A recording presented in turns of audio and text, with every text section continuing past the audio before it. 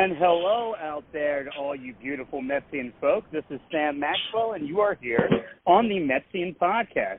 We are happy to be here at the 60-game mark of the season. 102 games left, if you can do the math and you know baseball well enough as we do. And here the Mets are at 30-30. Pretty straight down the middle. So there's a lot to talk about, and let's bring on our featured guest of the evening. He has produced with Jason Fry a podcast. Well, he's now doing a podcast, and that's National League Town. But he's been doing a blog since 2005, which, Greg, I was just thinking about how it's incredible, you know, for starters, how long the Internet has now been around, and that you guys have been doing it for. Your blog can now smoke, as I would say. You've been doing it for 18 years, but Greg Prince, who is, as I like to call, the Mets fan incarnate. Greg, I think this is the first time we're talking in the 2023 season, so nice to have you on board, as always. Hi, Sam. Good to be with you. Yes, the blog is in its 19th season. It is not smoking. We do not allow that, but we are registered to vote, and we vote for a somewhat more consistent. We vote for a somewhat more consistent season out of the team we cover. And cover we will that inconsistency, but we also have at the last second somebody who is also a friend of the podcast, who has his own podcast, Baseball and Barbecue. Jeff Cohen, I'm assuming this is you on the other 516 area code. You assume correctly. How are you guys doing? Well, welcome to the podcast. Thank you very much. So let's. I'm going to go to you first, Greg. Give us your overall impressions. Like you said, it's been a very uneven season out of this 2023 New York Mets squad.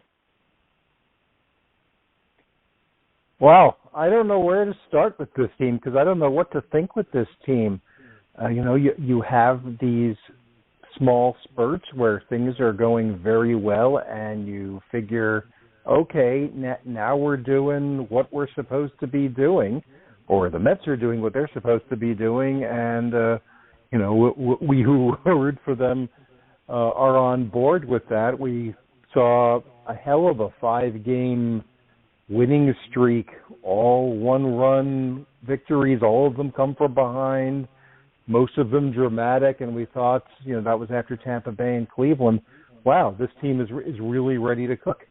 And then they go to Chicago and Colorado, and they look sort of clueless.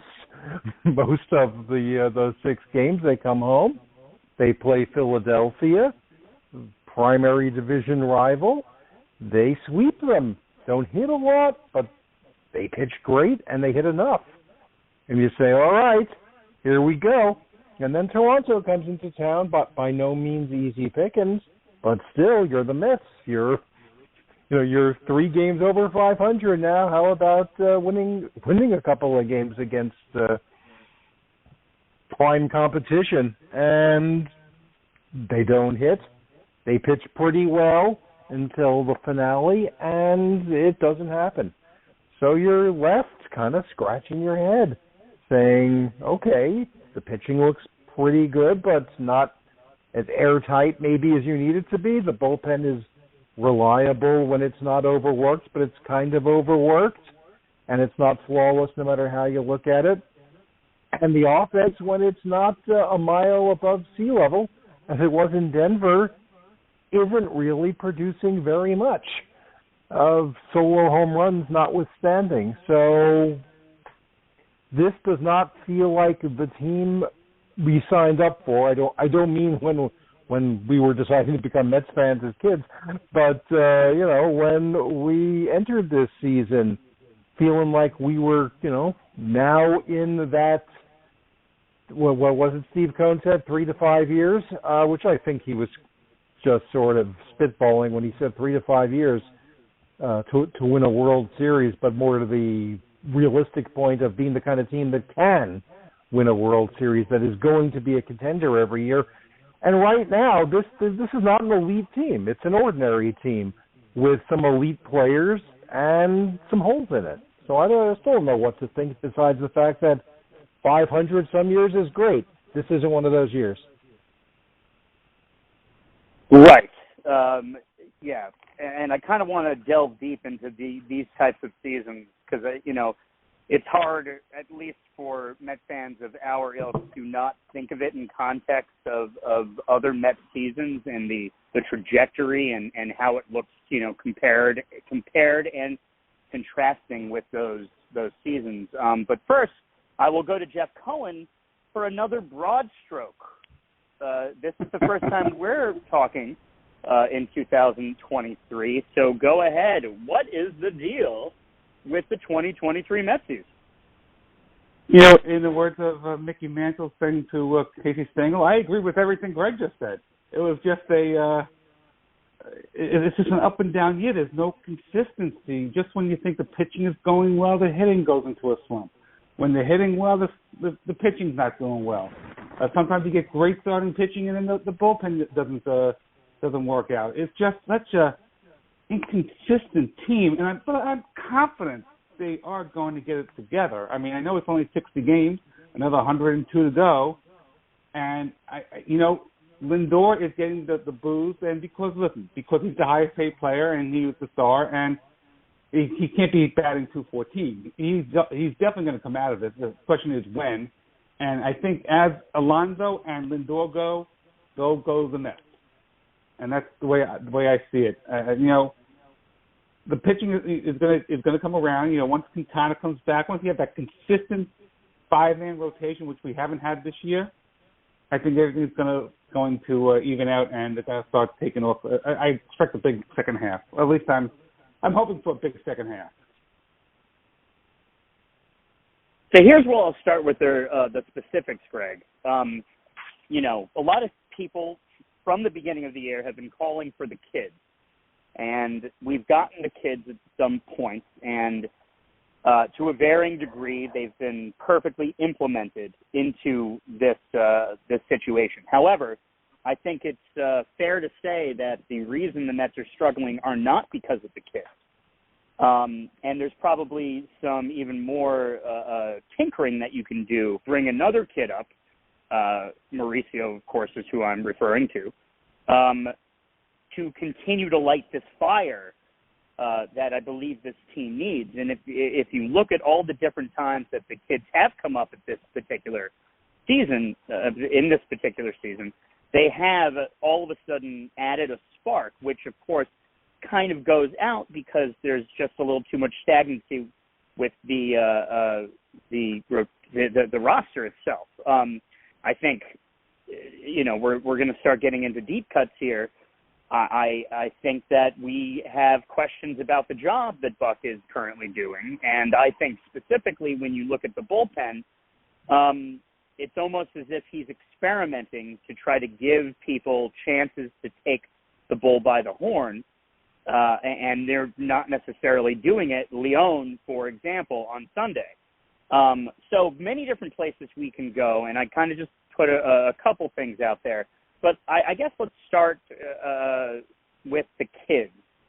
And the way I see it, Greg, one way or another, I want to live and die by the children, by the farm system. I want this turnover to start, and I think you could see some of that is why they are 30-30. But again, I don't think it's just because they're relying on 3 rookies to be a major part of this team coming off of 101 wins, with most of the roster back more or less. So I think that one way or another, and you could say what you want about the roster decisions with how these kids are implemented, I think you have to live and die by the kids, and I want one more up. What do you think?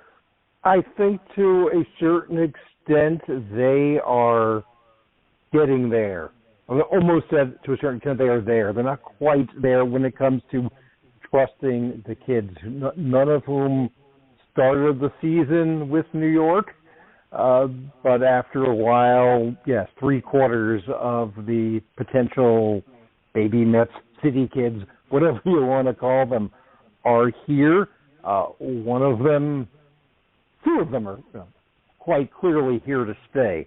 Brett Beatty is the starting third baseman, even though now he's giving a start here and there to Eduardo Escobar. And listen, neither one of them owns that position. You can certainly understand one is slumping and one is hot. You go with the hot hand. That's fine. Everybody's here to contribute. We see it at the catching position where we all got very excited, and rightly so, about Francisco Alvarez as he suddenly couldn't come up without hitting a 3-run homer, it seemed. Might have cooled off a little on the offensive side, is doing a very good job defensively, as is Beatty, who was coming along. That was my main concern with him. And the fact that today they designated for assignment, career organization Met, Tomas Nido, 7 seasons as something of a good soldier, because suddenly, you know what? It's Alvarez's job with Omar Narvaez. Can I just break in?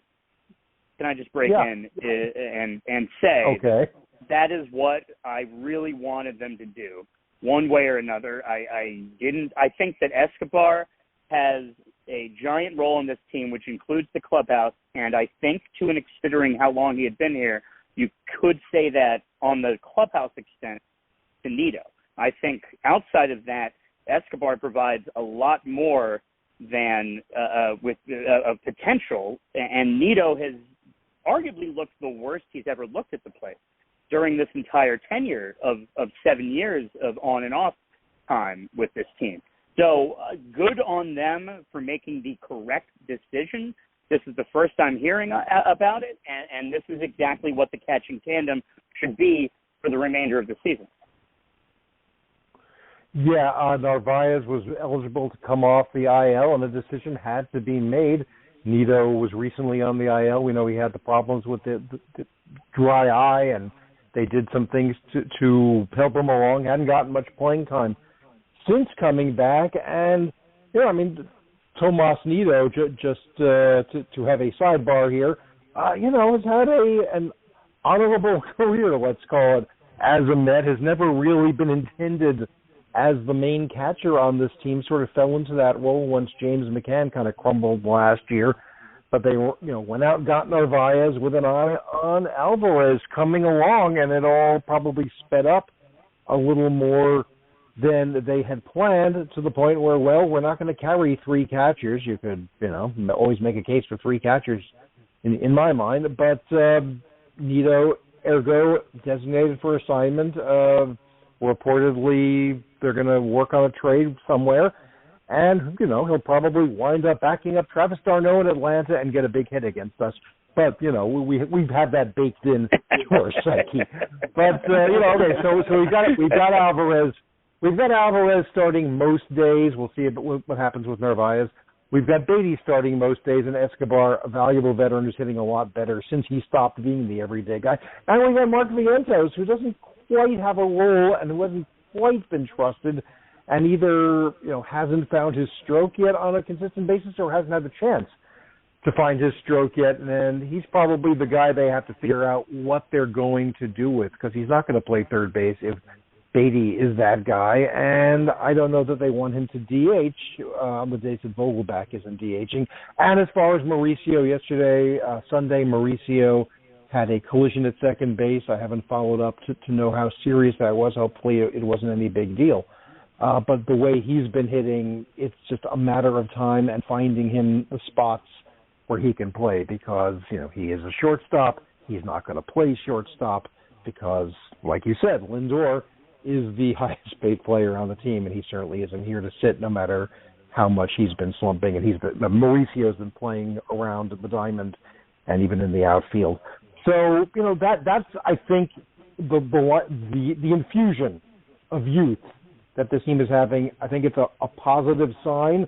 And listen, I tend to be one of those, I don't know if I trust these kids types of fans, but they all earn their way up here. And I think, as importantly, this team felt stagnant the team that did not get off to the great start, mostly the same team as last year.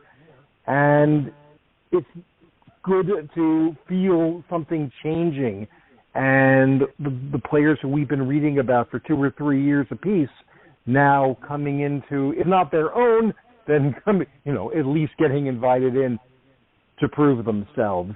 And as far as the bullpen is concerned, since you brought that up, yeah, I think Buck Showalter is still a little bit in that 60 games in, that phase of not so much mixing and matching, but trying to get guys to step up, to use that cliche, because you can't every single day say, okay, we got Rowley and or Smith, then we got Ottavino and or Robertson, and then we will put them in some order. You have to be able to rely on everybody you have here. Otherwise, there's no reason for them to be here. So, which means that some days Stephen Nagosic is going to be, wow, isn't he valuable? Some days it's going to be, oh my God, why are they running him out there? Same thing with Dominic Leone. Jeff Brigham seems to have moved up the food chain a bit. But again, you're not basing your season, no offense to those guys, you're not basing your season on Stephen Nagosic and Jeff Brigham and Dominic Leone. You're basing your season, like you said, on Alonso and Lindor and McNeil and Nimmo and Marte. And none of them, on the whole, has been the kind of player in which you can just sit back for weeks at a time and say, wow, he's up, it's going to be great. They've all had stretches, they've all had moments, they've all had production that I think overshadows their numbers. We've seen Lindor drive in runs with the few hits he gets, but he's not getting enough hits. We've seen Alonso hitting a lot of home runs, but not doing a lot else when he's not hitting home runs, and you could go down the list. And again, without going through the whole roster, you mentioned having that 5-man rotation, Jeff.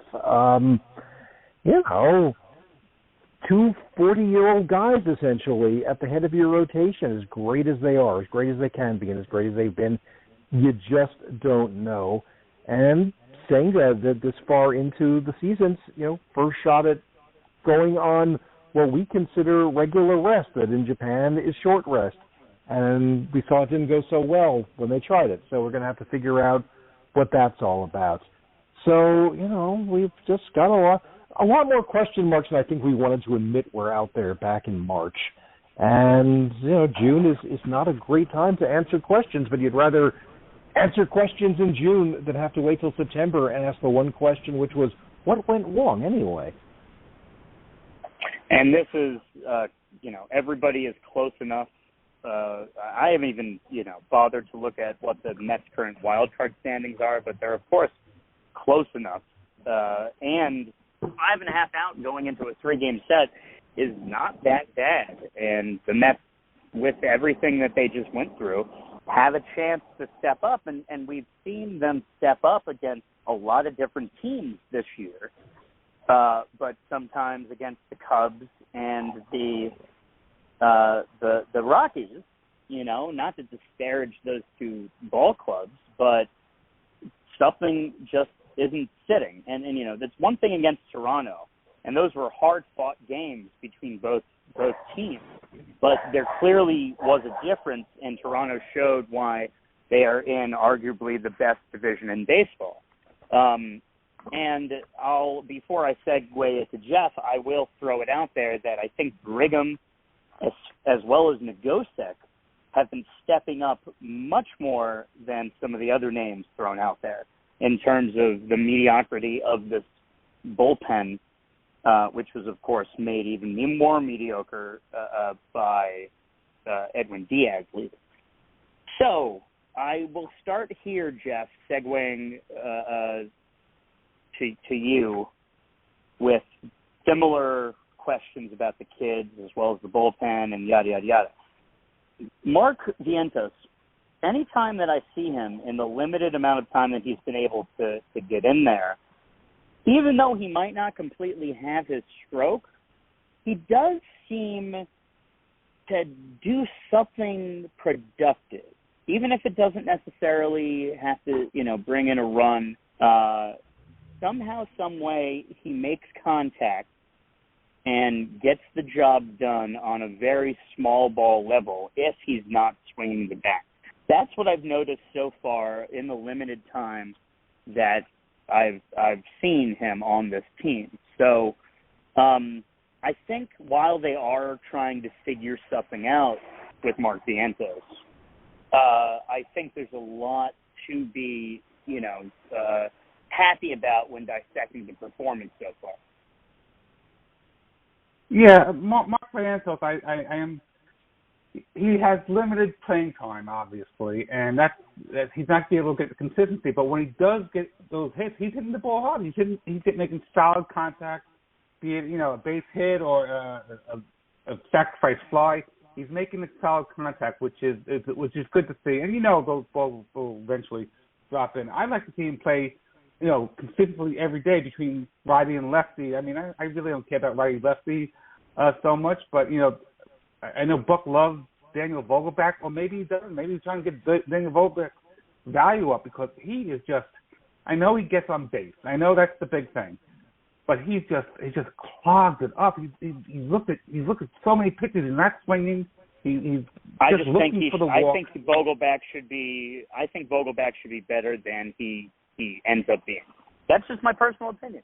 He should be better I agree. than he continues to show. He's not what we thought we were getting when we traded last year. We traded Colin Holderman for him, and we thought he'd get at least a power bat, someone who can protect Alonso in the lineup, and he's just not that. He's just a guy who to get on base, and when he gets on base, he can't do anything. He clogs the bases. So I'd like to see Mark Vientos take a shot at every day DH. And actually, I think he's a little too young to be a DH, but that's the only position he can play right now. He really needs to get in there every day and just sit Vogelbach for a while and see what he can do. I mean, with him and Alvarez and Beatty in the lineup, let's see what these kids can do. They might bring the energy that they need. That's the way I see it. And I just don't see Ronald Mauricio coming up anytime soon, although it'll be great, but where is he going to play? I mean, he needs someone who can pitch 6 innings and with less than three runs, because that's the big problem here. We can't be relying on the Jeff Bringhams and the Dominic Leone of the world. I mean, I know Steven Nagosic has stepped up in a game recently, but that's only in mop-up duty. That's when he needs to save the pen. When it's in a tough situation, I don't think a game 6-4 where he throws whatever the amount was. That's a 2-run game. The offense should be able to step up and back up Nagosic at that point. You know what I mean? But, yeah, he came in at 4-0 at that point. So we know that Senga didn't have it. And by the way, exactly. Thank you. So I was incorrect even, and I think the fact that he came in at 4-0 and they were able to do what they did, and then obviously Leone did what he did, but that's I think my point is that Nagosic, it's mop-up duty, but it's like at 4-0, it is proper mop, or it might have even been 4-1 at that point. Right. I don't know. Maybe it's the mustache. Maybe I'm just defending his stash. Like you want a guy with that kind of stash on your team who's performing well. But let me just say this about Kodai Senga. I think he's going to have to get used to going every 5 days. I know this is his first time through, and the first time through he's going to have an adjustment, but he's going to have to step up and get used to pitching every 5 days, because you don't do that in Major League. You don't pitch every once a week. You're going to have to pitch every 5 days, and he's going to have to step up and get used to it. And I'm sure, and I'm hoping he will be able to make that adjustment. So, Greg, I'll go over to you with Senga. Do you think the Mets need to stop experimenting and just let him get used to one thing or another? I guess they will have to work with him and figure that out for themselves. I don't know how much of his really disappointing outing on Sunday was a matter of not enough rest, or it just wasn't a good matchup for him. He does well with teams that chase. And I know the Braves are a team that chased. I thought they might hold him back. But he's also been, again, fantastic at Citi Field. And I could see wanting to take advantage of that, and also the fact that, what are you going to do, call up David Peterson again, who, again, has had a string of really good starts at Syracuse, but we kind of, ridden the David Peterson merry-go-round this year, and it's been more rumble pony than major leaguers, shall we say. So, yeah, I tend to agree that it's time to say, hey, Kodai, this is how we do it. This is Major League Baseball in North America, and I'm sure it's not a surprise. I'm sure when he signed, he understood how pitching rotations work here.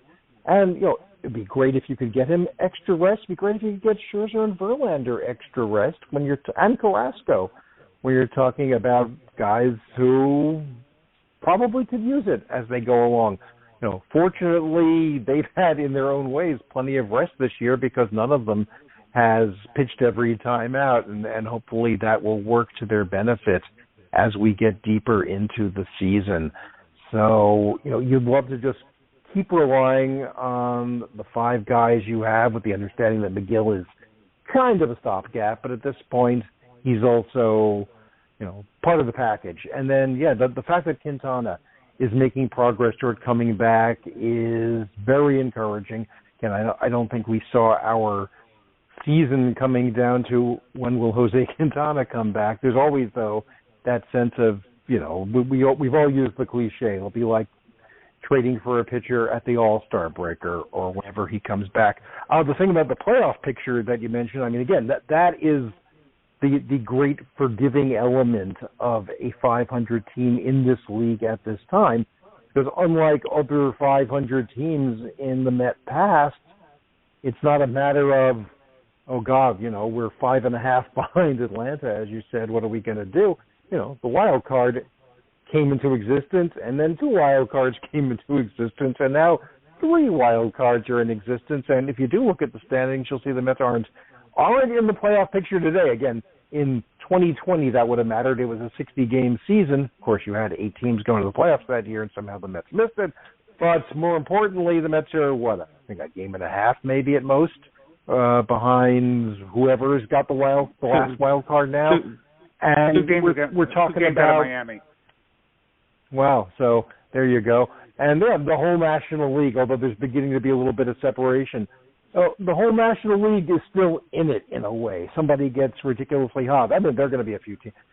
You're not going to see Colorado. We're not going to see Washington. We're not going to see Cincinnati, and who the hell knows with St. Louis, but, it's still up for grabs. And, right now this season feels dependent on the fact that all it's going to take is 2 very good weeks, and you're in pretty good position, and then you hope you don't slide back.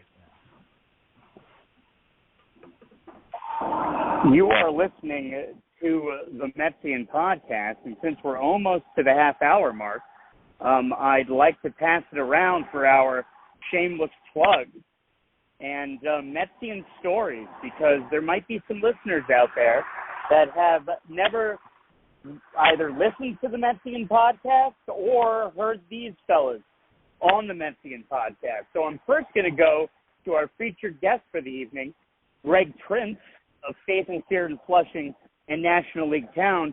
But Greg, however you can sum it up, what is both your shameless plug and Metsian story? My shameless plug, and you were nice enough to give them. Faith and Fear in Flushing, the blog for Mets fans who like to read. I've been writing it with Jason Fry since, as you said, 2005. National League Town, a podcast I've been doing since 2022 with my friend Jeff Heisen. Mets fandom, Mets life, Mets history, whatever the order is on our logo. And my Metsian story is now 55 seasons as a Mets fan, living and dying with this team, always living. And I suppose, even the dying the next day, we're back at it. So, this is a good time overall to be a Mets fan. We're complaining about a 500 season, which means we expected more, which means we are living in an era, I think, that, encompasses expectations, and we've lived in enough of them where we've had no expectations, and we're debating the breadcrumbs that are left behind. We're getting a nice meal out of the Mets these days, especially since Steve Cohen bought the team, and we feel like something is going to happen. And we might wind up disappointed. It's been known to happen, but I can be as fatalistic and cynical as the next Mets fan, but ultimately, Metsianically speaking, I'm pretty upbeat about this team and pretty upbeat about being a Mets fan, and happy to be here with you guys. And we thank you, Greg, for being here. Jeff, I said earlier that his blog, Greg's blog, Faith and Fear in Flushing, was 18 years old and could smoke now. But he also said, hey, no smoking, we're only voting. So my Mets fandom is now from 2005, 18 years old, and can do all of the above. So as I pass it over to you for your shameless plug and Metsian story, I just had to throw that out there. Oh, thank you, Sam. Yeah, I've been a Mets fan all my life. I was born in '62.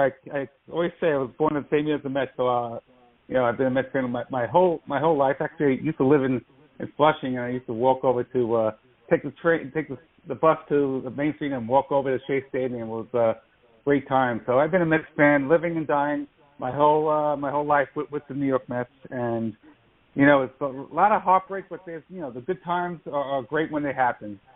So yeah, definitely a true. I bleed orange, blue, and I'd like to also say thank you for having me on. How much I enjoy your podcast. I enjoy Greg's podcast as well with Jeff Heisen.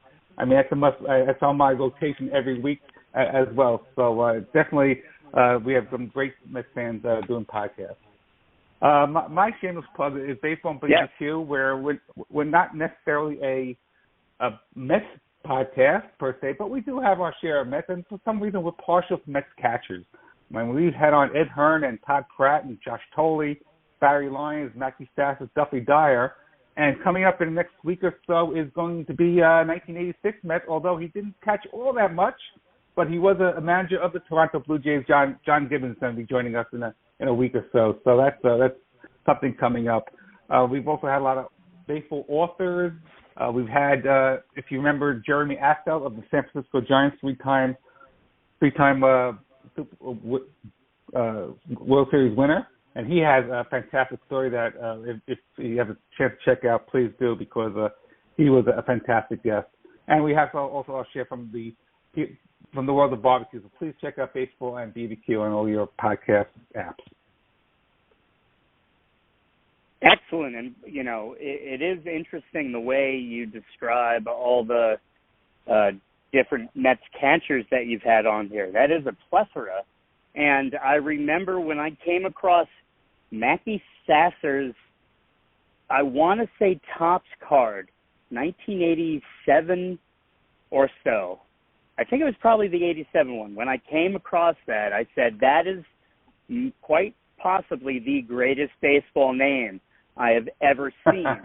And I would love to tell him that, and I will try to do that, at some point. But that's amazing, and everybody go listen to Baseball and Barbecue. It is just such a fantastic. I'll segue over here real quick.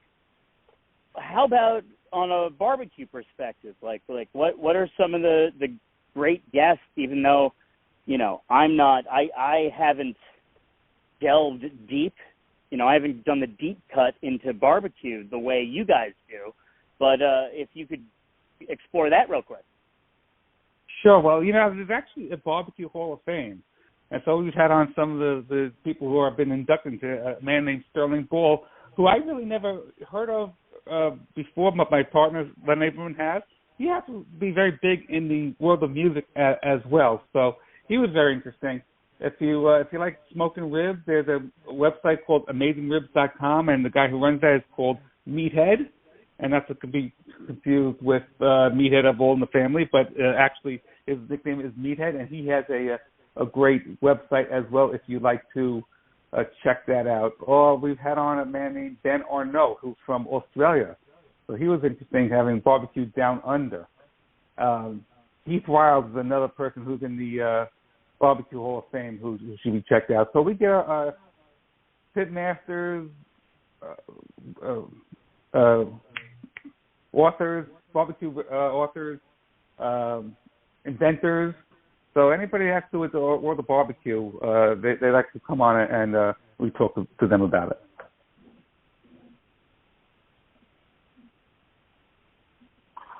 That's amazing. That's fantastic. So I guess I will pass this over to Greg this way. The 2023 Mets, who do you want to grill right now? In the barbecue sense?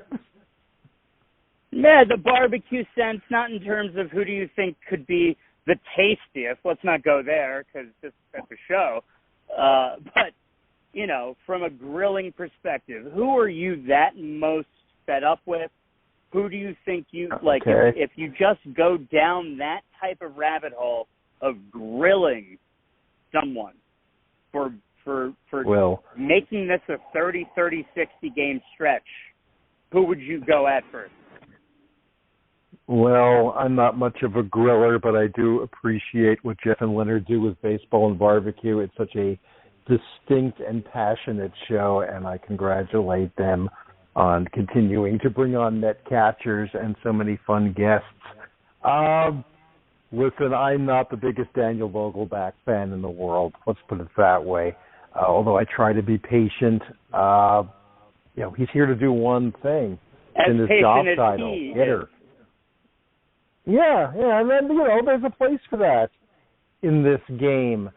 But the fact that not enough hitting from the designated hitter, and maybe I'm just allergic to somebody whose job it is, or whose job description is something I still can't quite accept, is in the National League, and a fact of MetLife every day, and the fact that he gets on 7th, 8th inning, 1-run game. Well, you got a pinch run for him, and so you're now using up another roster spot. It seems sometimes, especially when those guys, the Tim Locastros, and before him, the Terrence Gores and the Travis Jankowskis, although Jankowski did not overlap with Vogelbach, so let me not rewrite history.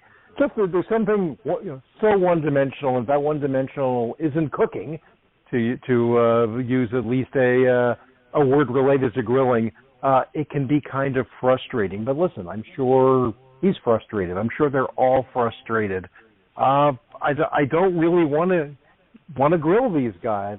I want to be empathetic toward the Mets, understand that they can't be on point, to use Keith Hernandez's favorite phrase, every single day, that they are human, that they are going to come out of slumps, that slumps happen.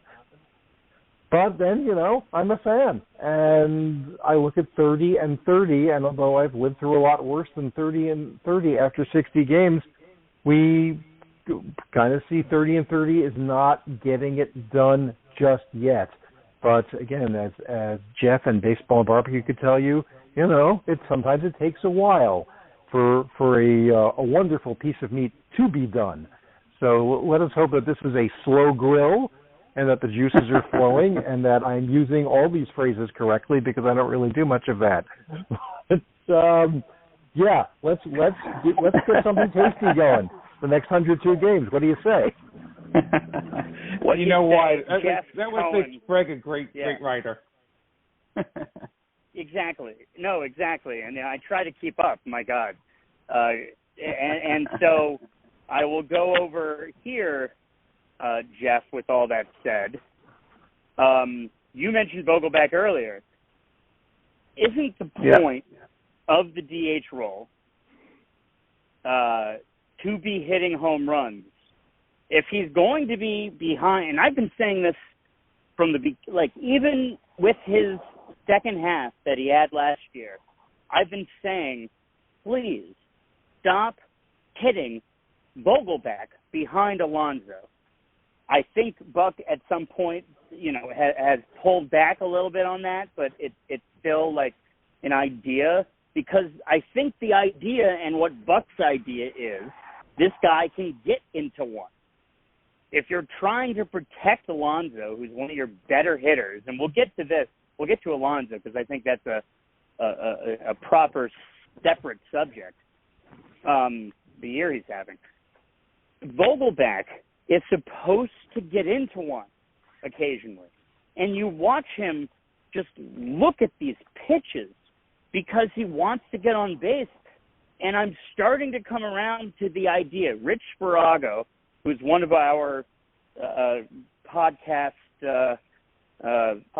padres, he talked about how the on-base percentage he provides is immediately shrunken because he's not getting enough hits and he's not valuable on the bases. Now, I will argue that Vogelback has a bit of a quicker leg than you would expect from him when he gets going, but he has to get going. He's not about to try. They literally made a commercial about how it's silly of him to try to steal a base. But I will still back up that I think he has a better stretch than some. So when you're talking about Vogelback, I'm starting to understand how that on-base percentage, as Rich Sparago pointed out, kind of is limited one way or another. If he's not, and that's where I'm seeing him just taking these pitches that he can crush down the pipe. You mentioned this earlier. I've ranted enough. Go ahead, Jeff. Yeah, I mean, when Mets traded for Vogelback, you thought he was going to be that thumper behind Alonso, and he just never got going. You're right. He's taking pitches right down the middle. We watch it on TV. We go, how can you not swing at that? And I think he might be guessing too much, but you did make a good point where he is probably a little faster than he lets on, but he has to get going. And when he gets walked, he's not really going to get going. He's not going to go first to third. He might go from second to home because he can get those legs moving. But first to third is not happening, and he just clogs up the bases, and he's just not hitting where we thought he'd be hitting.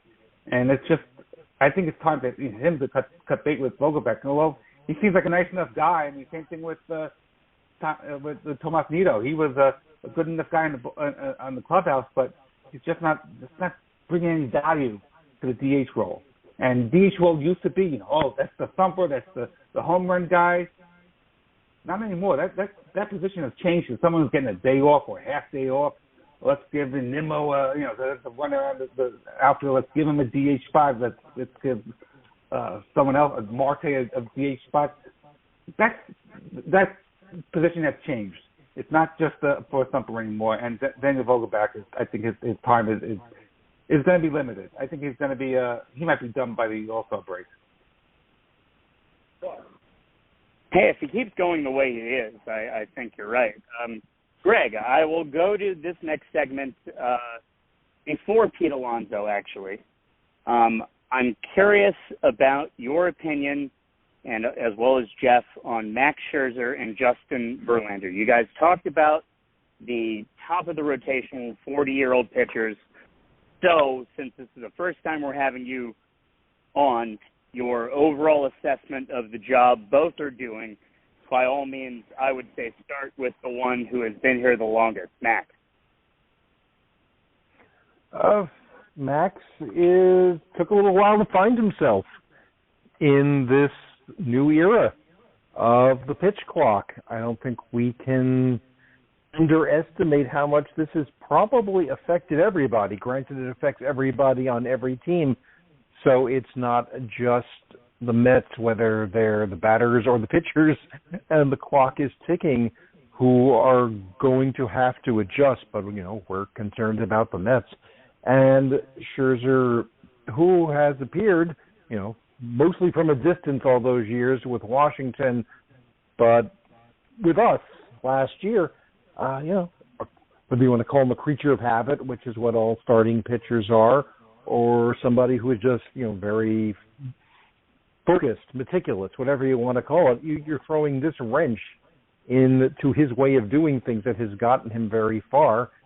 And it appeared that, I won't say upset him, but he's having a bit of a hard time coming to grips with it. I shouldn't use grips because he got suspended for perhaps using something to grip the ball, whether it was sweat and rosin or whatever they thought it was. That's, again, little by little, it seems like those adjustments are behind him, as they are, I think, for a lot of pitchers. And certainly Scherzer is equipped to make adjustments. He, I don't think Max Scherzer needs me to critique his pitching or his approach. I won't even call it an issue. Who the hell am I to have an issue with Max Scherzer? But, I guess coming into this season, I was still kind of getting used to Max Scherzer being Max Scherzer of the New York Mets because it still seemed kind of foreign to me. This is just me as a fan talking. I mean, we just came through the embers of the era where we were living the dream of, the homegrown star rotation. And all those guys are gone now, which is such a sad thing to say. I mean, they're alive, and 4 of them are still pitching in some capacity. And, the last one to leave certainly got a good deal for himself in Texas.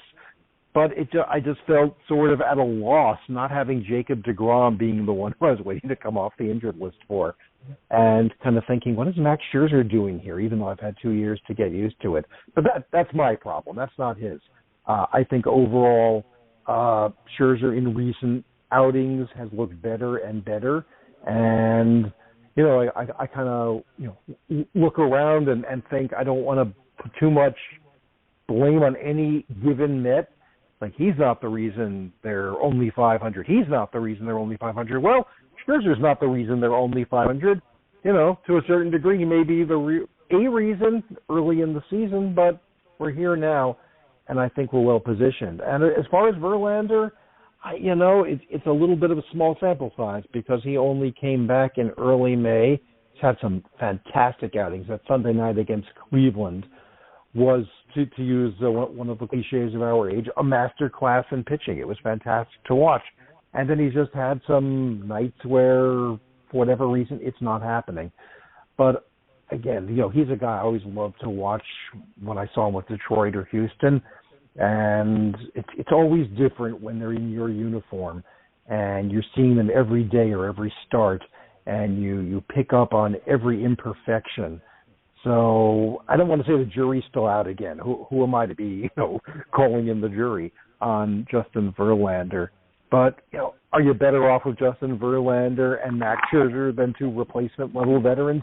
Yeah, I think you're much better off. And as long as it's not keeping this front office from making other moves in terms of salary because they're both getting a boatload, to put it mildly, and that doesn't seem to be an issue with this ownership, let them find themselves. And like I said earlier, I hope the fact that neither one of them pitched all that much to start the season means they will have more in the tank as the summer progresses and as we get toward September and hopefully a postseason. I would agree. I'll pass it over to Jeff. Max and Justin so far. Yeah, I'm in, again, total agreement. I think Max Scherzer, it took a while to, like Greg said, find himself. I mean, after the ups and downs, the stops and starts with the suspension and whatnot, I think he's finally realized how to pitch with the pitch clock. He's figuring it out. In the last couple of outings, he was really, really good. Same thing with Justin Verlander, albeit they take out this Colorado factor. He's been very good also. I mean, he only gave 1 run to Toronto, on the second pitch of the game, but that was it. He gutted it out. He knows how to pitch, and he's been doing better last couple of outings, like I say, except for Colorado. So I think we're better off with Max and Justin at the top of the rotation. I just wish they impart some more of the knowledge, and a lot of knowledge that is, to a guy like Tyler McGill, who's only 27 years old, who can't seem to get past 5.5 innings, or he can't get past the 6th inning. He just hits that wall, and maybe they can impart some type of knowledge to get him over that. Because Tyler, I went to the game Saturday. By the way, I'm sure we'll get into the Hall of Fame ceremony shortly, but Tyler McGill pitched really well, except for walking everybody. He walked 5 walks and gave up 5 hits, but he was able to gut it out, but he never got past the 6th inning. I would love to see him take that next step, and hopefully Max and or Justin could show him the rope how to do that, because that would really, really help the team. I'm really happy that Tyler is gutting it out one way or another. I think he can. I think that this is the time and place to do so. And one way or another, he's got to be better, one way or another, because who knows exactly what this rotation is going to look like if and when Quintana can come back. So I think that that's something to think about one way or another. So I will move it over to Alonso, and I'll start with you, Greg. I guess I'll say this, and I think you'll understand where I'm coming from. I never saw Alonso as a Dave Kingman type. And I think that for the average, when you look at the numbers he's having, it's a very weird season to dissect. Yeah, Pete Alonso is a better all-around hitter than Dave Kingman was in all except Kingman's absolute best years, which was only a couple. And believe me, I'm like any kid who grew up in the 70s as a Mets fan, in awe of Dave Kingman hitting home runs. Pete Alonso has this ability to be locked in for a week, and you don't want to pitch to him if you're the opposition. Conversely, you want him to be pitched to if you're us. This season, he seems to just not be feeling it consistently. And we're talking about a guy leading the major leagues in home runs. And again, what I was saying before about when it's your own guy, you see all the imperfections. I'm sure the fans of 29 other teams would look at his statistics, at least, that main statistic, and say, wow, you guys have Pete Alonso, you're really lucky. And we are. He's going to work at it. We know that about him. And we believe he has the ability to become the same kind of consistent player that, we're talking about an inconsistent team. This is an interesting time in Alonso's career because he's theoretically a free agent after next year. They've signed lots of players to long-term deals, bought out arbitration, that sort of thing. Alonso is still out there. He's a Met this year and he's a Met next year, and it's hard to imagine him in any other team, any other uniform. But the longer they go without deciding that Pete Alonso is our future, guy who has done it in New York, and all he needs is to stay and be in good health to own every power hitting record the Mets could possibly have. Do you make that commitment? And do you not make that commitment because of what you're seeing this year, where even anecdotally somebody is saying, well, I don't want to say he's like Dave Kingman, but you wouldn't mind just having the guy who is on pace for 60 home runs after a third of a season, even if there's a bad week here or there. As I think you already said, Sam, as Alonso goes, so goes the team. And Alonso hasn't been going that great. Got just above the orange line in the umpire's viewpoint yesterday, and got the Mets, I believe, to a tie at that point. But he hasn't been hitting, and they haven't been winning. So that puts a lot of truth in there. Now, Pete Alonso is going to play first base most days. If you felt you had enough confidence in the depth of this team, you would give him a blow and let him be the DH, let him be the slugger that we believe the DH is supposed to be, and then get him out there playing first base the rest of the week. So, you want more because we're greedy and because he set us up to be greedy. We're all essentially calling out for the pancake triple play, except we want it with 4 bases and we want it practically every day. So, I don't really worry about Alonso, just as I don't really worry about Lindor. But, you get a little impatient because that's what we do and that's who we are. Good point, and that hasn't even been a full topic, but I guess it's because I arguably, maybe Pete Alonso is more of a, like you said about the contract status, and Lindor, I also think, yeah, he's not getting it done on the offensive side, but he never doesn't get it done on the defensive side, and it's quite astonishing to see. Really, and we don't discuss it enough because we don't think about defense enough, and the idea that somebody isn't getting paid for just defense, and he's not, for sure. But I love Lindor, and I love Alonso, and I'll pass it over to Jeff for the Alonso part. I just think he should generally be between 270 and 280. And I think this is the deepest into the season where you see these types of numbers of Alonso. Any year that I can remember him being in the league. So, after you. Yeah, I think he's gonna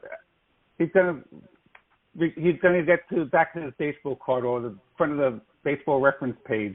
I mean, he's a career 258 hitter, and yes, we'd like to see his average going, I like 275, 280, and he's going to hit his home runs.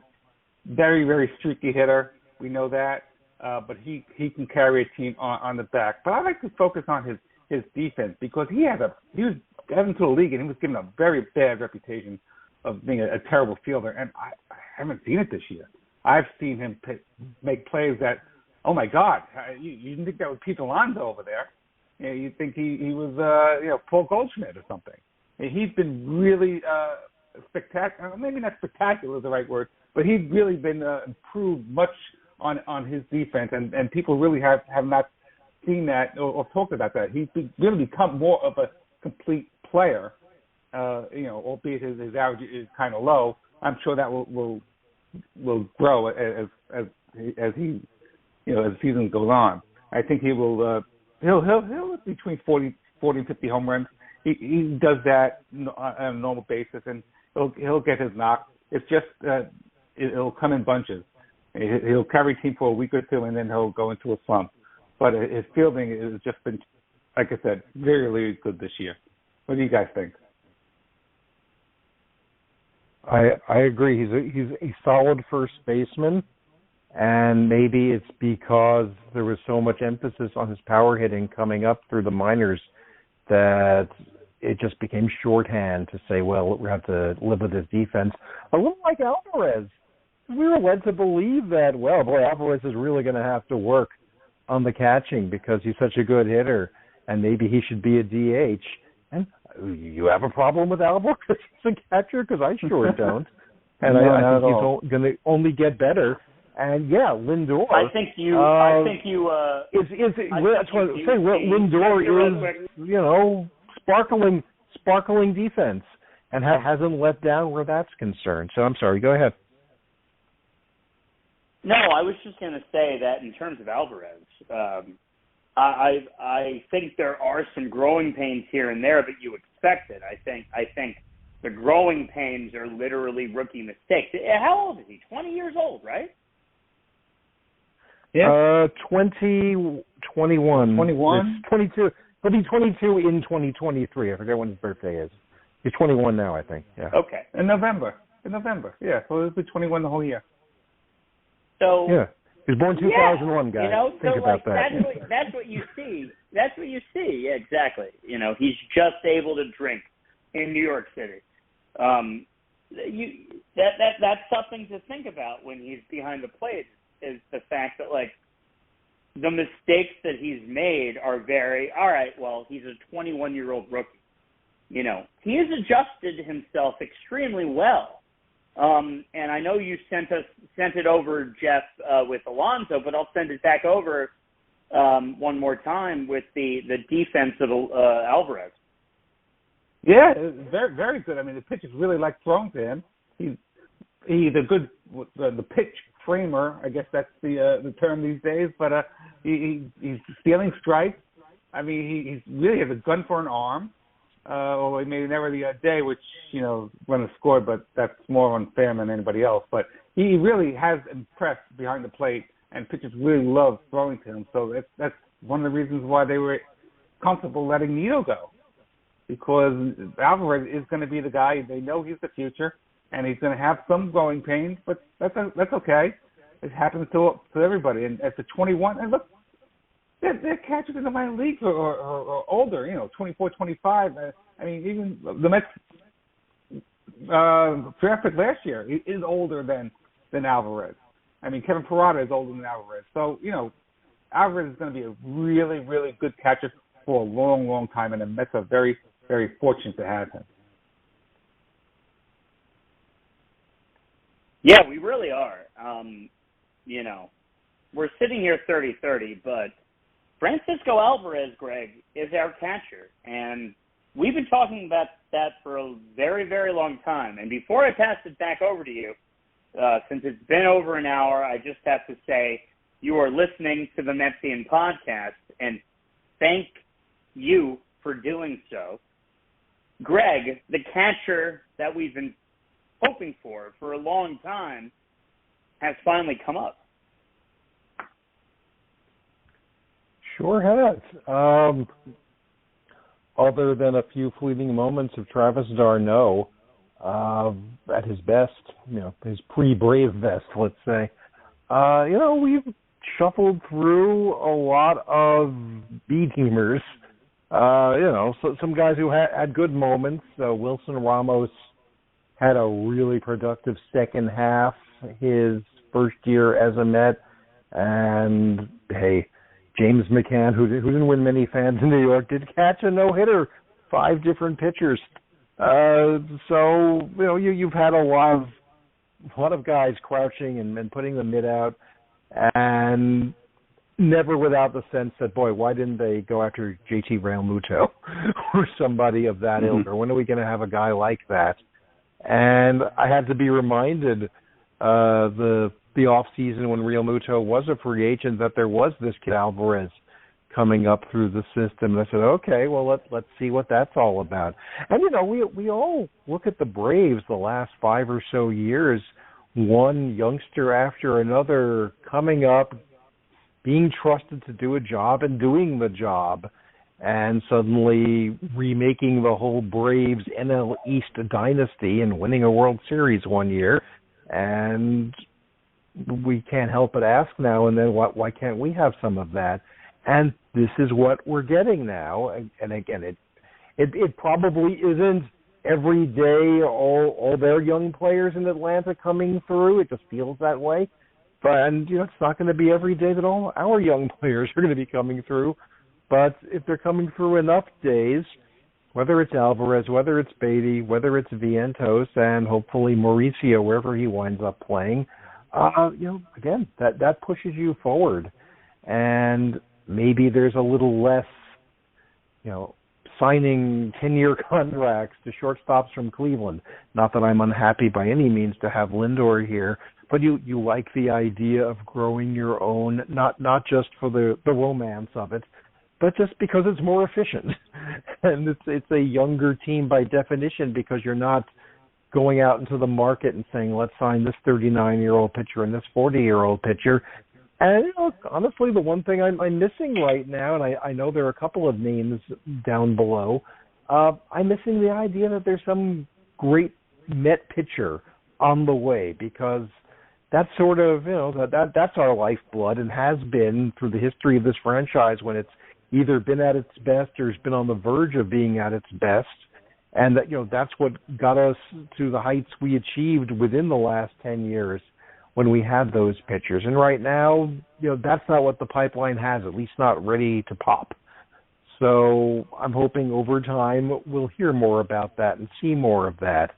But just from the catching position alone and just the fact that he has jibed with Scherzer and Verlander and all the rest, and you don't hear any whispers about, I don't want to throw to this kid. They all want to throw to this kid. They see what he can do, and he's, again, very lively back there, very proactive. And again, this is his position. This is what he's been doing all his life. Sometimes I think we just forget about it because a player is young and maybe he's from somewhere else, so we don't think he's going to be up to the major league level and up to the major league job. But showing all signs of being that, conversely, you don't want to just ink somebody's name in for the next 10 years and say, well, that's settled, because you never know. But from what we do know and what we can glean, it's a good time to be in the Francisco Alvarez business. Let's say that. Yeah, you're getting it at, Apple in 75, right? Or whatever year in the 70s that was. Yeah, that's what it feels like for sure. And like you say, knock on wood. But I'll pass it over to you with this, Jeff, that Lindor. I still can't help but feel like this is all growing pains for an eventual just unique moment for this era of Mets fandom when it comes to Lindor.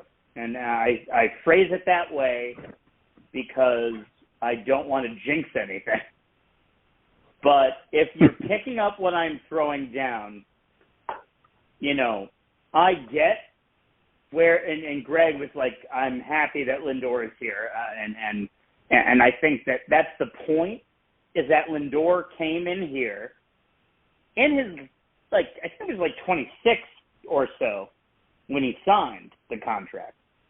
Even though he had been that 20-year-old kid coming up, he was getting in on the ground floor, and he was basically this first experiment of the Steve Cohen era. And he's as crucial to these kids coming up, considering that he's going, we're married to him. He is a giant part of this. I just have a feeling, and I don't want to say it out loud. Well, I think Mets fans want to love Francisco Lindor. I think Francisco Lindor wants to be loved by Mets fans. That is eventually, I think, is going to happen. Yes, he's going through a tough time right now, but he's a major league superstar. He is one of the highest paid players in the game, playing in New York, a premium position, and he's going through a slump right now. He will get out of it. I am confident he will get out of it, and he will be, the regular Francisco Lindor who we've known, who played in Cleveland, who is going to play well for the New York Mets. That first year was tough. We get it. Always an adjustment period. 2022 is a very good season. I got MVP votes. He's struggling right now. He'll come around. I'm very, very confident of that. His defense has not gone down, so we know he's a great defensive shortstop. But his bat will eventually hit. I mean, he's been just this past week has just been so overexposed with the strikeouts and the media. He just looked terrible at the plate. But he'll come out of it. I'm confident of that. Let me just say one thing about Francisco Alvarez. We have Brody Van Wagenen to thank for Francisco Alvarez, as he's the one. Him and his team found him in Venezuela and signed him to that as an international free agent back then. So Brody Van Wagenen maybe not the best Mets GM, but we have him to thank for Francisco Alvarez. Well, at least we have that to thank, because, Greg, everybody was talking about J.D. Davis up until the point last year where that guy turned Darren Ruff, and look how that one turned out. But anyway, Lindor. Here, I will say this about Lindor. It always seemed like he, and I heard this about him, that he doesn't really get going into the second half in terms of hitting. And I think that's part of what's going on now. But at the same time, he evened out at 275 sometime after the All-Star break last year. He was hitting in the 240s consistently for a while at the beginning of last year. So at what point, though, do you not accept that as the case? He's got a second half. He's got 100 games, and what are we on? 8 years or whatever of his contract remaining. He's going to be out there as long as he's healthy. And I don't really. I understand why somebody strikes out, and you have to express your frustration if you're sitting there, and it comes out as a boo. I don't really see the point of that if this is the guy who is your shortstop for most of the next decade. You might as well just understand that not every at-bat and not every week is going to be an explosion of offense. But, like you guys said, we want him to succeed. It's not good about getting used to Scherzer, getting used to Verlander. Getting used to Lindor hasn't, maybe because it's been an extra year. I look at him now, and I kind of don't even remember that he came from anywhere. To me, he's been a Met for a while now, and he's, part of the same, the same family tree that brought us Bud Harrelson, Jose Reyes, even though I know he wasn't homegrown like those guys. And I hope when we're done looking back, we're talking about the greatest shortstop the Mets ever had. And believe me, there's few bigger Jose Reyes fans than I am, but I hope that Lindor supplants him on those sorts of all-time teams. And I think he's going to be fine. I mean, the fact that he's going through it now, he's not a 210 hitter, which means it's going to even out, that there is a second half, that there are 100 more games. So again, if the defense was wearing down, I might have my antenna raised. But I think, the fates or whatever they are going to owe him some base hits pretty soon, and he's got the talent and the drive and everything else to make that happen. So it doesn't look great now, just like it doesn't look great for the team as a whole, but it's going to look better. That's my sense. I would agree, and so I will segue this chapter of the present Mets into the past Mets conversation. And you are listening to the Metsian Podcast, and this is a big part of what we do. We not only celebrate the current history, and you cynics out there will say there's never anything to celebrate when it comes to the Mets, but of course, even in the moment, there's stuff to celebrate. We just did it with Alvarez, for starters. But in the past, I will segue to this, Greg, as I start with you. Forget about all the championship years, including the pennant-winning years. So when I say we're at 30-30, and I hope this,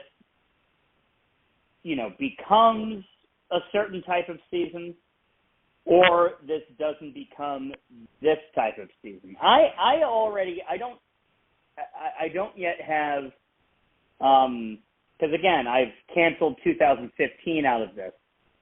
So I have a few years that I can pick from my own Mets fandom that I hope this doesn't become, as well as 1 year from the past of Mets fandom that I hope it doesn't become. So, but without the championship years, including the pennant-winning ones, What year do you hope, Greg, this becomes? And what year do you hope this doesn't become? Well, if we're not including the championship years, why would I hope it doesn't become a championship year? But if you're just looking to avoid pretty obvious answers, 30 and 30, I tend to keep track of these things. I don't have it all in front of me, but I guess I was looking last night. A year that I think might serve as aspirational to a degree. 2008. The Mets kind of scuffled like this early in the season.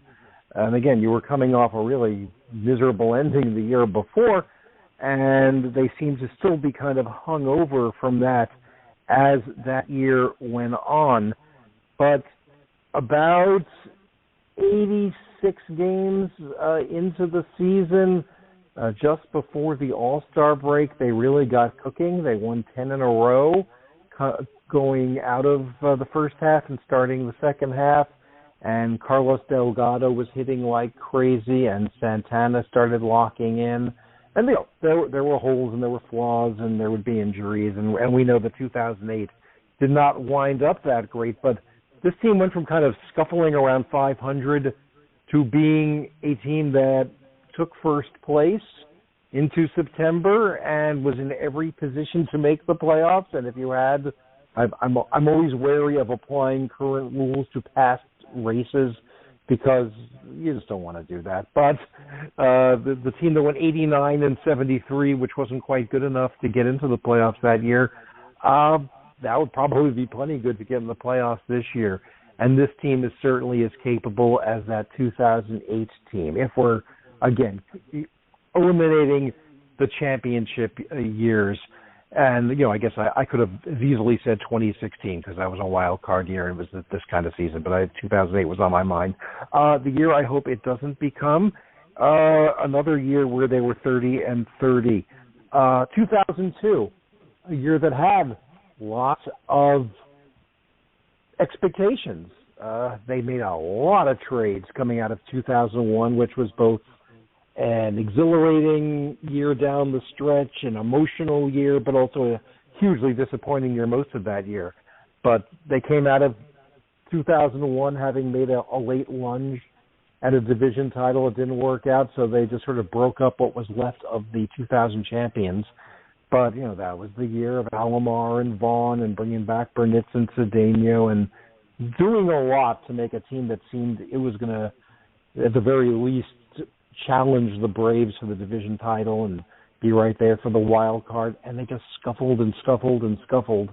And they were 30 and 30.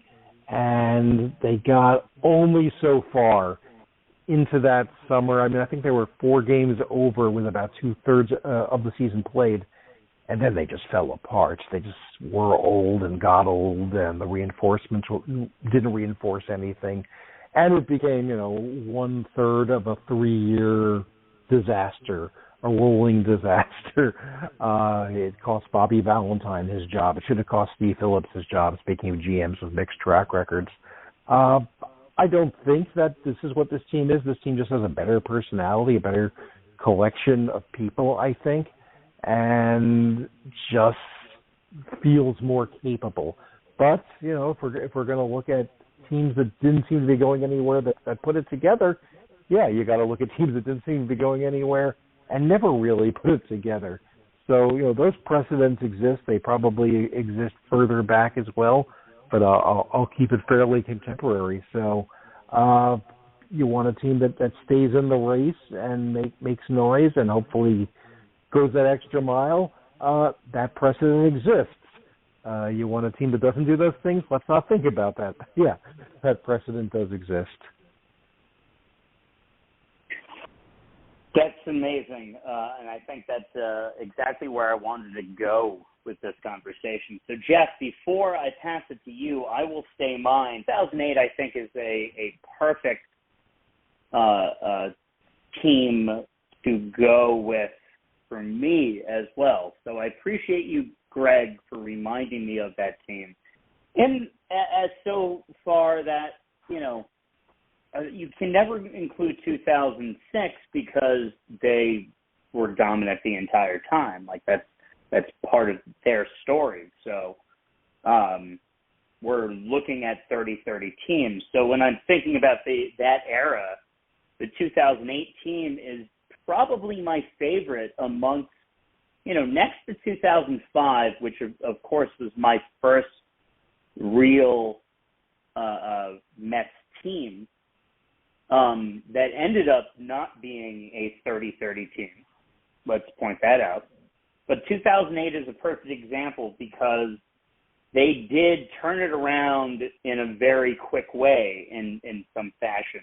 And especially after, Manuel took over with a very weird exit, and there was Jose Reyes at the beginning of the whole thing where he tempered tantrums off that he was getting taken out for a potential hamstring injury, I think, if I remember correctly. Something like that. 2007, yeah. And after 2007, when I realized that I wasn't paying attention enough, that I was losing focus on on baseball in many ways, where all of a sudden, as the Mets were falling apart, somebody pointed it out to me on the Philly side of things.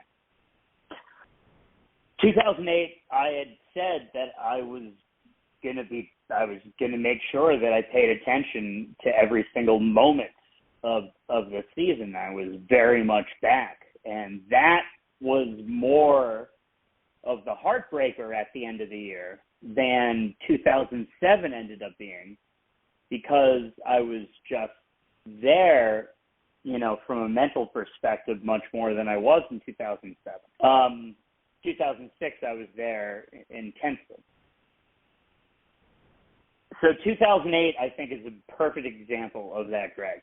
And you just made me remember it as my fandom turns 18. So in my fandom, I would say the 2 years that I hope this isn't, and the honorable mention of outside of my fandom, will first off be 2012, where they were doing much better at this point, actually, crazy enough. They were a surprise team early on after 60 games.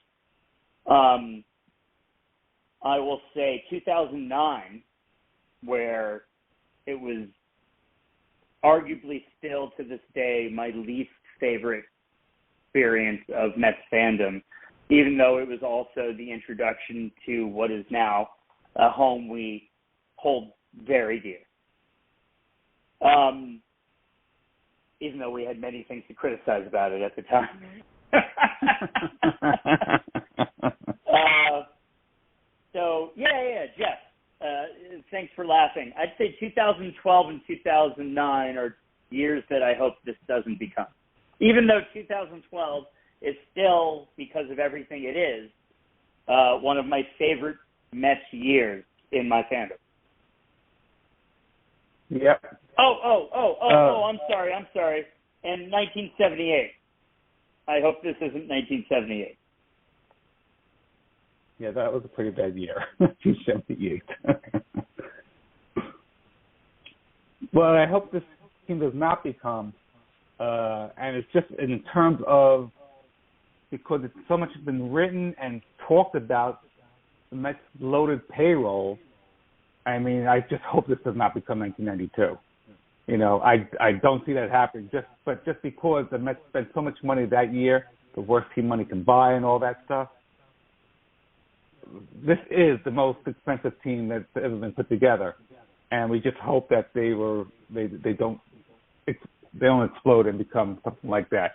I see this team right now. It kind of reminds me of 2016, where they're just buttering along the first half of the year, and make a run to make the playoffs. Remember that was the year where I think the Grom went down at the end, and Harvey went down, and you had to bring up Lugo and Bellman, and it got them into the playoffs. Although they lost that one game playoff to the Giants. It just feels like this is the same type of year, just buttering along the first half of the year.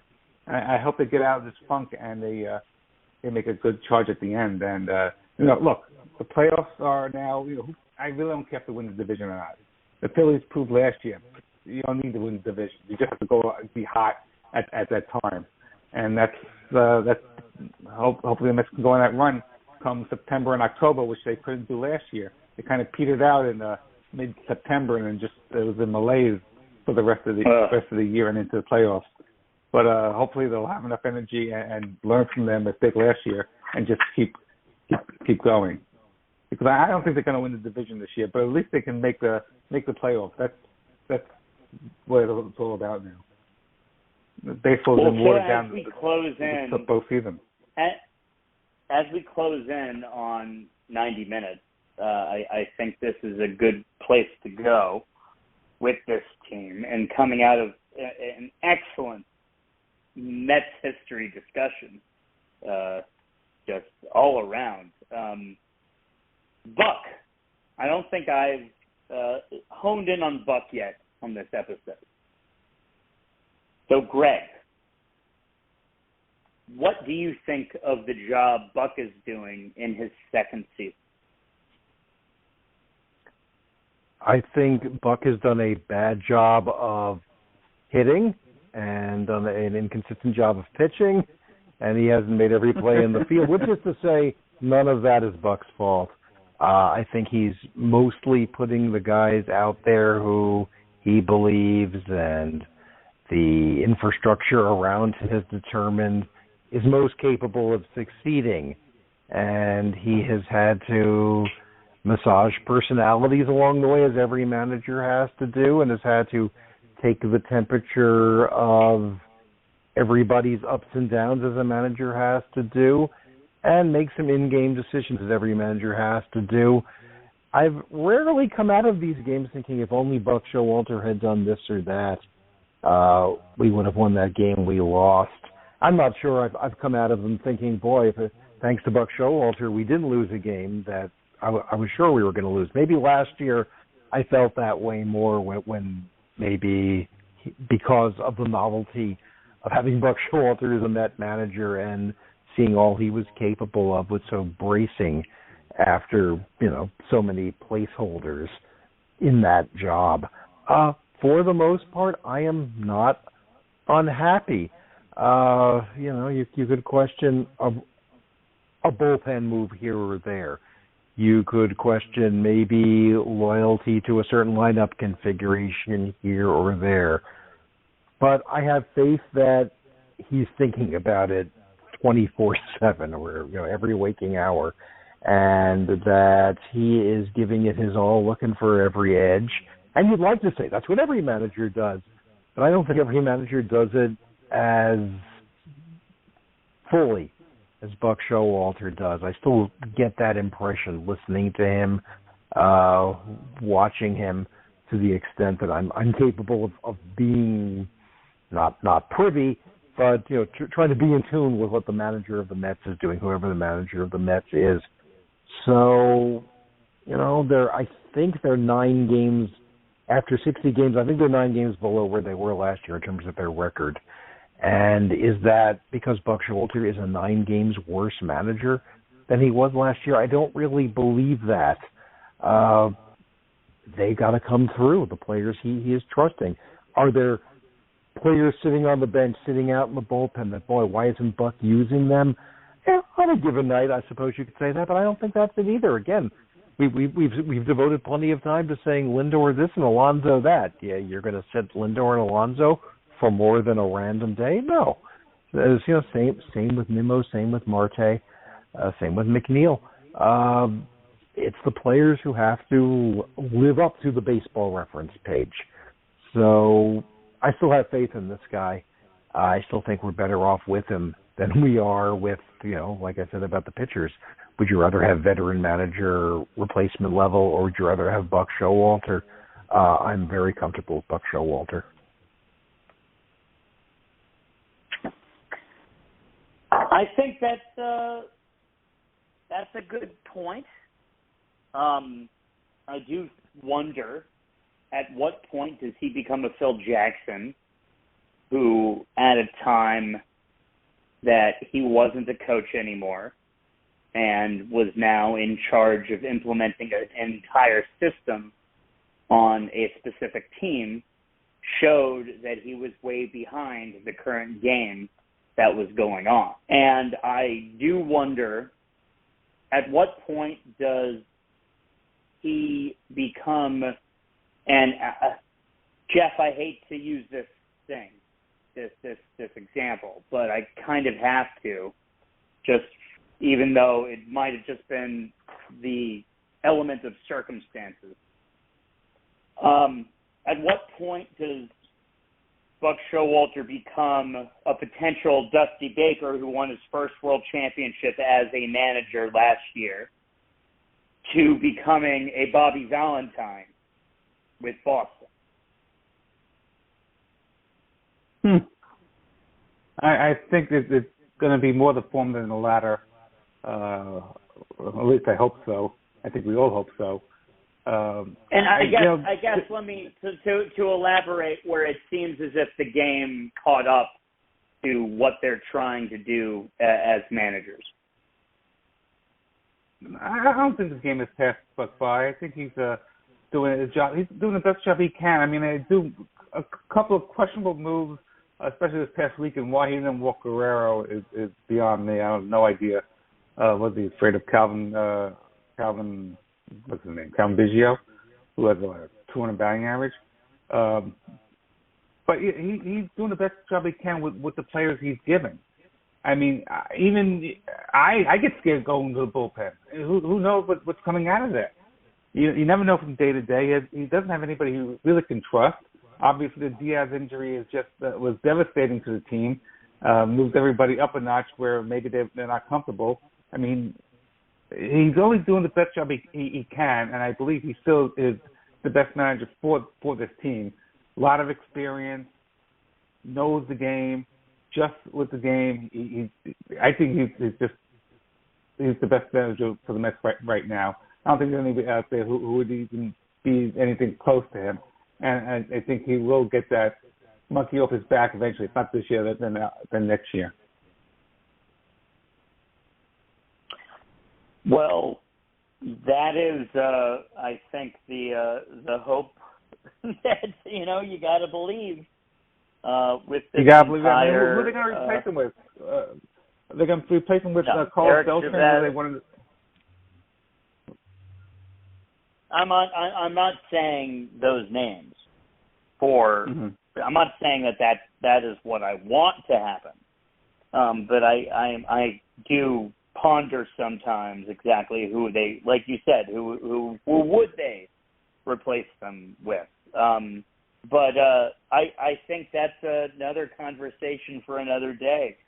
And you have been listening to the Metsian Podcast, and we have arrived to our final word. First off, thank you all for listening to this podcast. We thank you for tuning in every week.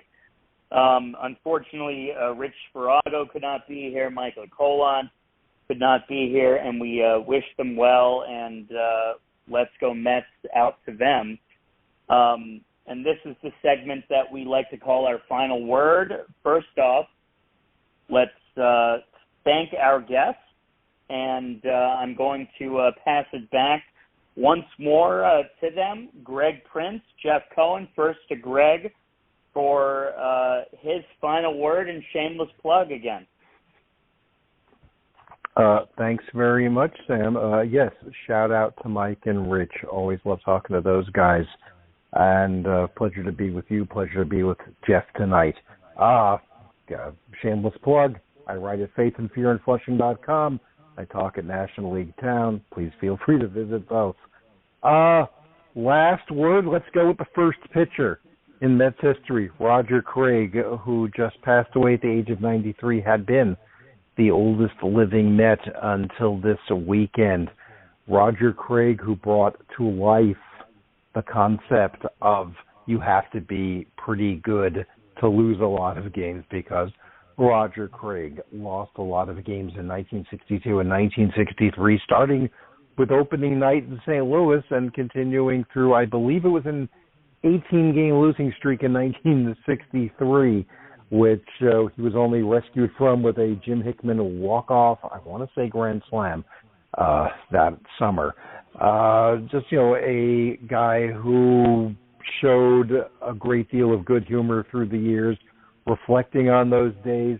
Certainly, I was going to say deserved more success, but he had success coming and going because he won championships in Brooklyn and Los Angeles before he was a Met, and he won a championship in St. Louis after he was a Met. So he was a very skilled pitcher, right-hander, and he would go on to have a great career as a pitching coach and a manager, ultimately winning a National League pennant in 1989 for the hum-baby San Francisco Giants. The only complaint I have with Roger Craig is that he taught Mike Scott the split-finger fastball in the off-season prior to, I think it was prior to 85, and it came home to roost in 86. And we all know how Mike Scott paid the Mets back for trading him for Danny Heap in the 1986 postseason. Fortunately, it proved not to be fatal, so we can look back on Roger Craig.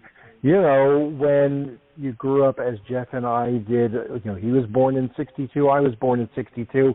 So, we don't have a lot of memories of 62 as a Mets fan. But we learned about those teams inside and out because they were so much a focus of the between pitches chatter that Bob Murphy and Ralph Kiner and Lindsey Nelson gave us on Channel 9 or over the radio. And they talked about Roger Craig, and when Roger Craig would come to town with whichever team he was coaching or managing, he'd always take the time to talk to Ralph Kiner, whether it was Kiner's Corner or just an interview unbranded. And, we learned about Casey Stengel, we learned about Marvelous Marvin, all those things from guys like Craig who carried the torch. And, there are fewer of those guys carrying the torch for us any longer. Only 11 members of the 1962 Mets are still with us. And, those are stories now left to the next generation, of which, Jeff and I are privileged to be a part of, and have certainly been carried forth by those who have succeeded those announcers. And I have a funny feeling Jeff might want to mention a little bit about a couple of those guys who he saw this weekend like I did. But just, again, want to salute the first starting pitcher in Mets history, Roger Craig, and if I can just throw in a battery mate, not his battery mate, but a battery mate in this realm, John Sullivan, catcher for the 1967 Mets, also passed away last week, and he was there when Tom Seaver was a rookie. Wasn't Tom Seaver's primary catcher, but he caught him a bunch of times. Caught one of his first double-digit strikeout game in the majors. Back up to Jerry Grody. As Jerry Grody was coming along. Neither one of them, quite frankly, was hitting very much. There's a little symmetry in the Tomas Nido being designated for assignment the same week that we learn about John Sullivan passing, because I get the feeling they were similar catchers. I'll just leave you with this that I learned about John Sullivan when I heard about his passing. Because, like with Roger Craig, guys go on and have careers in baseball if they're fortunate and they work at it long after their playing days. And in the same era that Roger Craig was going to the World Series as manager of the San Francisco Giants, John Sullivan was the bullpen coach for the Toronto Blue Jays, who won 2 World Championships.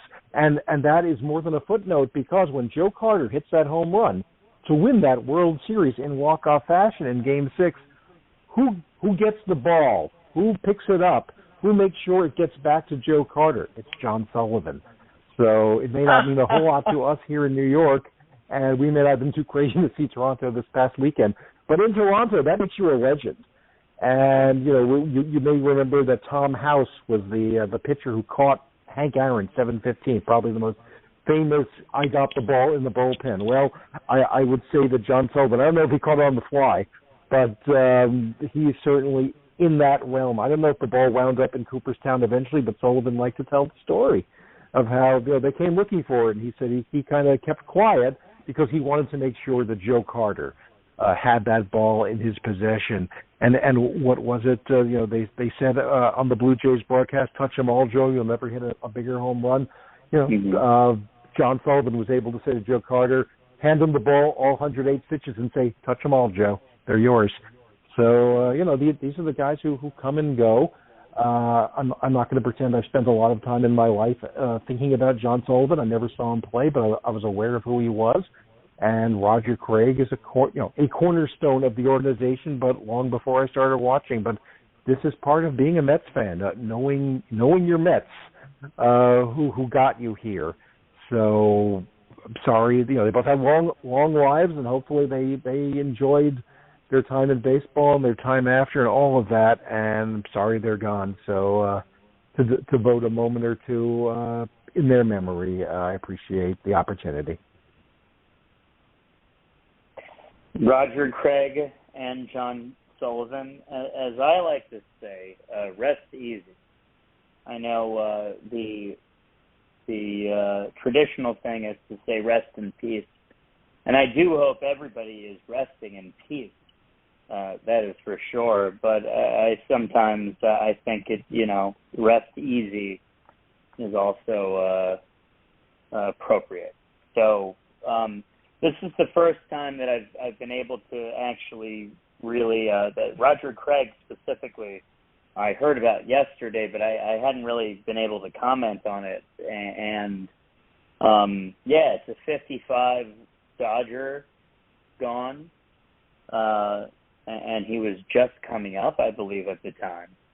And I believe he was a 55 Dodger, if I'm not mistaken. He was. He started Game 5. That he won in that, right. So that also means he won in 59 for them. He was still on the team in 59. Right. So, and then he was, 3 years later, you guys, he was a 62 Met and making the first pitching performance. And, one of these great pitchers, and especially at the time, he's still coming up at the time, before I pass it to you, Jeff. He is, there was more promise than you would even consider about that 62 squad.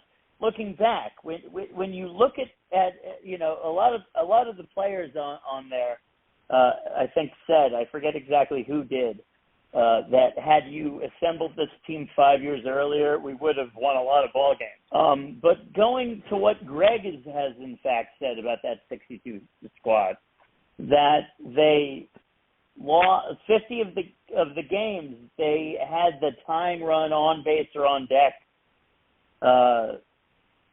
where they basically had a chance to win 50 out of the 120 losses. And at that point, if you even remotely try better for, or, just something different happens, 25 of those, then we're talking not a 120 loss and not even 100 lost team. So it's so interesting about talking about the 62 Mets and that Roger Craig and some promising players who still wanted to make an impact were on this team.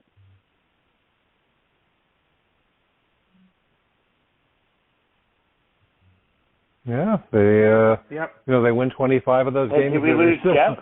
Well, they still lose 95 games. They're just kind of boring. Yeah, right. Yeah, definitely Roger Craig. Rest in peace. Rest easy. Also John Sullivan, but Greg, I never knew that John Sullivan, in Toronto and the connection there. That's why you are the Mets historian. That's why he's. Greg is absolutely knows more than Mets than anybody else I've ever known. So, thank you. I just have one final word.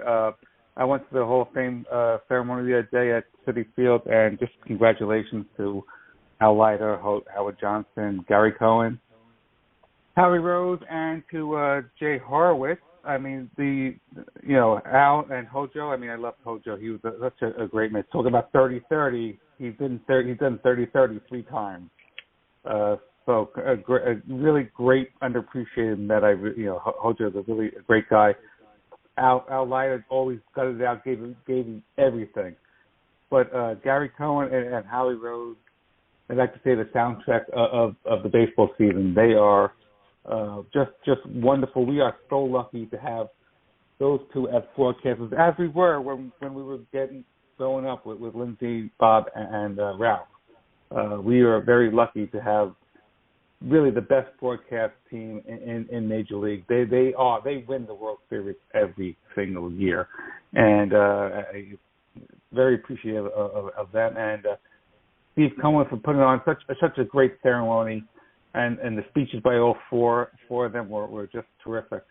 And I just want to say thank you to everybody who attended. It was just a great ceremony. So that's my final word. Absolutely yeah, great day at Citi Field. Yeah, go ahead, Greg. Oh, I'm sorry. I just wanted to second that emotion. All four plus Jay with the Hall of Fame Achievement Award. All overdue. The whole Mets Hall of Fame backlog has made for some overdue inductions. The important thing is it's happening now under Steve Cohen. Just so proud and thrilled, especially for Gary and Howie. Again, that they carried on that tradition. They grew up like we did with, we say their names all the time, Lindsay and Ralph and Bob, and they have synthesized that and they have built on it. And, I envy the younger fans who even if they didn't have the thrill of the original three broadcasters like we did, if they're getting to know this team and this game from Howie Rose and Gary Cohen, they are learning it very well. And I appreciate that those guys, continue to put forward the stories that they heard growing up from the original announcers, and they continue to add to it. And, they make our life away from the ballpark a pleasure, and it's almost like you've got to decide, do I really want to go to the game tonight? Because I won't be able to watch it on TV with Gary Cohen, and I'm probably not going to be listening to it. Sometimes maybe with the earbuds in, but I'm probably not going to be listening to it with Howie Rose.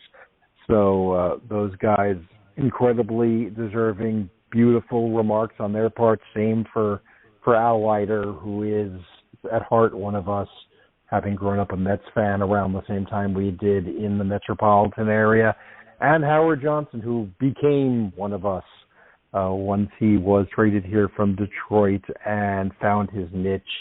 And first thing I thought of, Sam, when you said you want to do a show about being 30-30, I'm like, well, all weekend I was thinking 30-30 with Hojo. And, what at first a surprise when he busts out as he does in 1987 from the shadows and being, kind of an okay offensive player whose defense needs to be worked on, to an absolute force on the base paths and coming through, especially in a year where you began to see that both Keith Hernandez and Gary Carter weren't going to thrive forever. It was, such a bolstering of that lineup. And, he had three of the most remarkable seasons any Met has ever had, and had a career that's been worthy of recognition all these years. And again, I'm glad these things are happening. They put on quite a show when they induct guys, when they retire their numbers. And I'm just so glad that this is now part of the vocabulary, and we don't have to use the kinds of conditional terms we used to use when I would come on your show, Sam, and say things like, well, if only they would bring back the Hall of Fame, and if only they would retire this number or that number. And they seem to be doing it. And all we need to add to that now is, why won't they add another banner up where the championships are? But we know they're working on that. And first of all, I reiterate thanking you both for coming on this show, but to that point of thanking you, this is what's the final word, and this is why we have both of you on here, to remind us and to remind me that this stuff recently, just the details of everything that goes on with this team. And this is why you can get podcasts like this. This is why you can get conversations like this. And this is what I like about long-form Mets conversations that we have here on the Metsian Podcast, is because it gives it time to breathe and gives it time to not only dissect what is going on with this 30-30 squad, but also dissect what a career the 30-30 member Howard Johnson had with this ball club, as well as what Howie Rose and Gary Cohen mean to every day that we live this squad. And if anybody can rival Greg Prince, even though I think one of them has cited him at some point, it is Gary Cohen and Howie Rose. And I believe, Greg, if I'm not mistaken, Howie mentioned you at some point, correct? I'm going to betray modesty here and say that they both have. So it's a great honor to be recognized by guys like those, and I do nothing but tip my cap in their direction. And it's just great to be all part of the same, be part of the same ecosystem that we all are, in loving and remembering Mets baseball. And again, our ears are in good hands with those guys. And this is something that I think I will pass to both of you before we go. I think that regardless of everything we criticize, and I'll start with you, Jeff, regardless of everything we criticize the Wilpons for their time, they never misunderstood broadcasting when it came to the Mets. And when you look at who just got inducted, a lot of the decisions to keep these people involved did happen during the Wilpons. That is very, very true. Yeah, that's very true. They did have an appreciation of the broadcast business, I guess, by keeping these, and not just the voices of the Mets, but all the production people behind them as well. Let's give a shout out to them because they do a phenomenal job. And yes, the Wilpons need to be given credit for keeping the broadcast at least at the highest level, if not the ball club. If not the ball club. I would recommend, if you guys haven't seen it, if people listening haven't seen it, Tyler Kepner in the Times wrote an article touching on that, on the honesty of the Mets broadcasting and how Fred Wilpon, for all the travails of being Fred Wilpon and owning the Mets, said, "Hey, listen, don't be hurtful, but be honest." And he never tried to stop that, or at least to any great extent. And there was a time where Howie Rose, who to me, he's our Bob Costas as much as he is a successor to Bob Murphy, let's say, because he's just been more than just a play-by-play guy in the time that we've known him.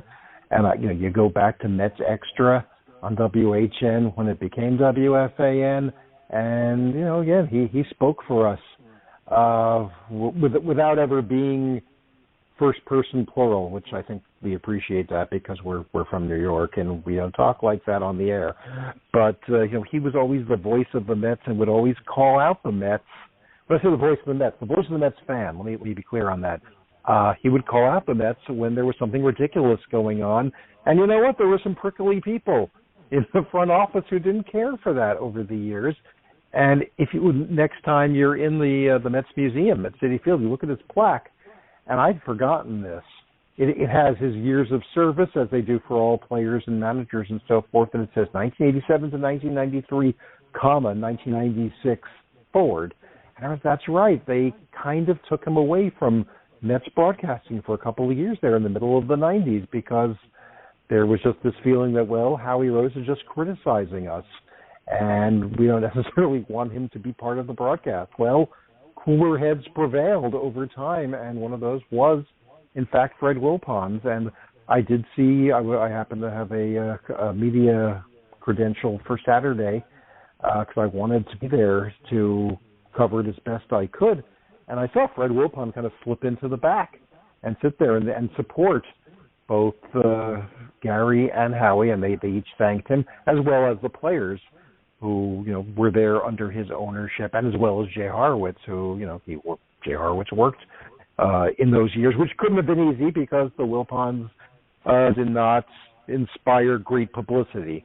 But that is, the genius of Jay Horowitz that didn't stop him by any means. So, you know what, though? You mentioned Brody Van Wagenen earlier, Jeff, and it just reminds me, it took me back to the summer of 2015 when there were these, what I consider to be these inane arguments on social media and wherever about, well, is this really Sandy Alderson's team or is it Omar Minaya's team? Because Omar signed this guy and that guy, but then here comes Sandy and he's just reaping the benefits. No, here comes Sandy who'd made all these moves and he rescued us from Omar.